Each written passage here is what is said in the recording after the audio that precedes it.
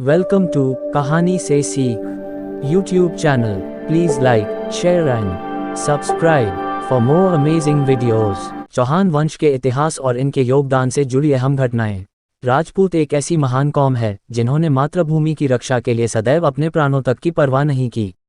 ये वो कौम है जिसमें वीरों के सिर धड़ से अलग हो जाने पर भी युद्धभूमि में अपने साहस का परिचय दिया। यहाँ आपको राजपूत कौम के संपन्न और समृद्ध वंश चौहान वंश के बारे में जानने को मिलेगा। इस वंश के इतिहास और इसके योगदान से जुड़ी अहम घटनाओं के बारे में विस्तार से जानने के लिए वीडियो को अंत तक पढ़ें।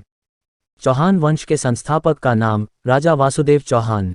चौहान वंश के महानतम शासक का नाम सम्राट पृथ्वीराज चौहान।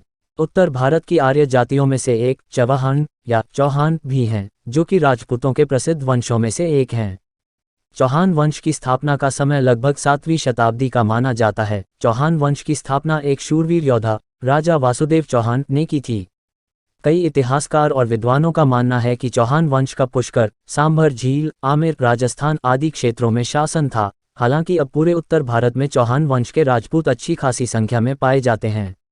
इस वंश के संस्थापक वासुदेव के बाद प्रसिद्ध शासकों की श्रेणी में पूर्णतुल्ल, जयराज, विग्रहराज प्रथम, चंद्रराज, गोपराज जैसे सुप्रसिद्ध सामंतों का नाम आता है, जिन्होंने न केवल इस वंश का विस्तार किया बल्कि राजपूतों की गरिमा को पुनर्गठित किया।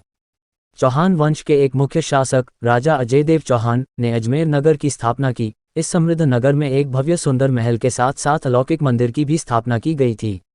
इतिहास के पन्नों को पलटकर देखा जाए तो सम्राट पृथ्वीराज चौहान और गजनी के मोहम्मद गौरी के बीच अनेकों बार संघर्ष देखने को मिलते हैं। इन संघर्षों में मोहम्मद गौरी की हर बार पराजय ही होती है। चौहान वंश बहुत ही पराक्रम और युद्ध भूमि में अपने प्राणों की परवाह न करके देश को मुगलों से बचाने में सबसे अधिक आगे है। चौहान वंश के किस्से बहुत ही प्रसिद्ध हैं, जिस पर हमें गर्व होना चाहिए।